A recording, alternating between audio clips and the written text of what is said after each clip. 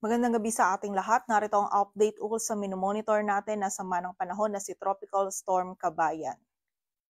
Kaninang alas 10, si Tropical Storm Kabayan or si Bagyong Kabayan ay nag-intensify at isa na ngayong ganap na tropical storm habang binabaybay pa rin ang karagatan silangan ng Mindanao. At huli nga itong namataan sa layong 275 kilometers east of Davao City. Taglay na nito ngayon yung hangin na 65 kilometers per hour malapit sa sentro at bugso ng hangin na umaabot sa 80 kilometers per hour. Ito ay kumikilos pakanluran hilagang kanluran sa bilis na 15 kilometers per hour at sa kasalukuyan ay nakakaranas na nga po ng mga malalakas na pag-ulan, lalong-lalo na itong silangang bahagi ng Visayas at Mindanao. At ayon nga sa ating latest forecast track analysis, generally si Bagyong Kabayan ay kikilos pa westward or northwestward at ito nga po ay magla-landfall dito sa may coast ng Surigao del Sur or sa Davao Oriental. Posible po yan ngayong gabi or bukas ng umaga. At pagkatapos nga po nito ay tatahakin nito itong area ng Mindanao, maging ang Sulu Sea or Bohol Sea at posible po ito muling mag-landfall dito naman sa may central or southern portion ng Palawan. Bukas po yan or posible po yan by Tuesday morning or afternoon. At nakikita nga po natin ngayon dahil mas papalapit na si Bagyong Kabayan dito nga po sa ating kalupaan ay meron tayong nakataas na wind signal number 2 sa bahagi yan ng Dinagat Islands, Surigao del Norte kasama na dyan ang Siargao at Bukas Grande Islands, Surigao del Sur maging ang northern portion ng Agusan del Norte, ang eastern portion ng Agusan del Sur at ang northern portion ng Davao Oriental. Samantala, wind signal number 1 naman po natin ay nakataas sa southern Leyte, Leyte sa southern portion ng Samar, southern portion ng eastern Samar, Cebu kasama na dyan ang Camotes at Bantayan Islands, Bohol, Siquijor,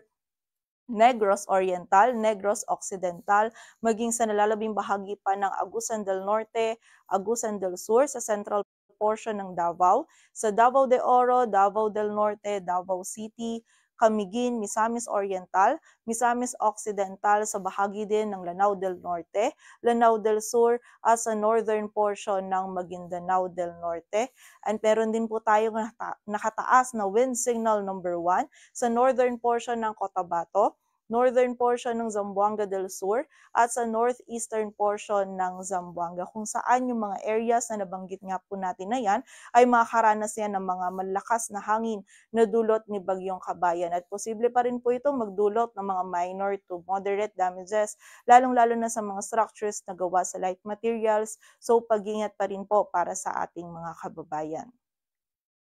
At para naman po sa mga pag-ulan, ngayon pong gabi hanggang bukas ng gabi makakaranas pa rin ng mga malalakas na pag-ulan ang malaking bahagi ng Mindanao kung saan mga malalakas po ng mga pag-ulan ang mararanasan lalong-lalo na yan sa northern portion ng Surigao del Sur, maging sa nalalabing bahagi pa po ng Surigao del Sur, sa bahagi ng Surigao del Norte, Dinagat Islands, Camiguin, Southern Leyte, sa Leyte, Biliran, Bohol, sa northern portions ng Davao de Oro, Davao del Norte, sa Davao Oriental, maging sa southern portions ng Eastern Samar at Samar, sa nalalabing bahagi pa ng Caraga at ng Northern Mindanao. At bukas po patuloy pa rin makakaranas nga ng mga pag-ulan ang Surigao Provinces, Agusan del Norte, eastern portion ng Agusan del Sur, ang Dinagat Islands, maging ang bahagi din ng Visayas, Northern Mindanao at ang nalalabing bahagi pa ng Caraga. Samantala, bukod nga po dito sa mga pag-ulan na dulot ni Kabayan,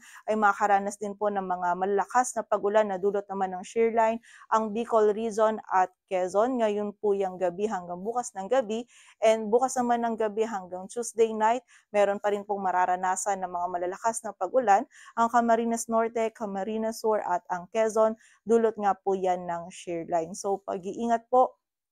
para sa ating mga kababayan sa banta ng mga pagbaha at pagguho ng lupa and also makipag-ugnayan din po tayo sa ating mga LGU and local DRRM offices para po sa mga aksyon na kailangan natin gawin para sa ating kaligtasan. At bukod nga sa mga areas under wind signals 1 and 2, yung mga areas naman po na apektado ng northeast monsoon o amihan ay makakaranas din ng mga bugso ng mga malalakas na hangin. Ngayong gabi po yan, maging bukas, ito nga pong mga areas na ito sa Batanes, sa Babuyan Islands, Ilocos Provinces, Aurora, Bataan, Bulacan, Rizal, Quezon, Lubang Islands, Marinduque,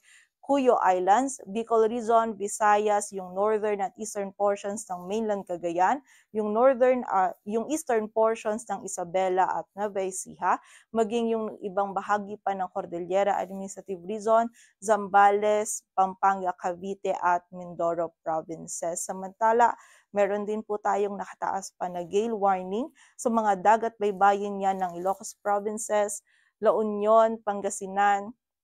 sa Batanes, sa Cagayan, kasama na dyan ang Babuyan Islands, Isabela sa northern and eastern coast of northern Samar, eastern Samar, southern Leyte, Dinagat Islands, Surigao provinces, maging sa bahagi din ng Aurora, northern Quezon, including Polillo Islands, Camarines Norte, at sa northern and eastern coast of Catanduanes, kung saan mapanganib nga po yung pagpalaot, lalong-lalo na para sa ating mga kababayang mangingisda, pati na rin yung may mga maliliit na sasakyang pandagat. Patuloy po tayo magantabay sa updates na ipapalabas po ng Pag-asa ukol dito sa Kabayan PH.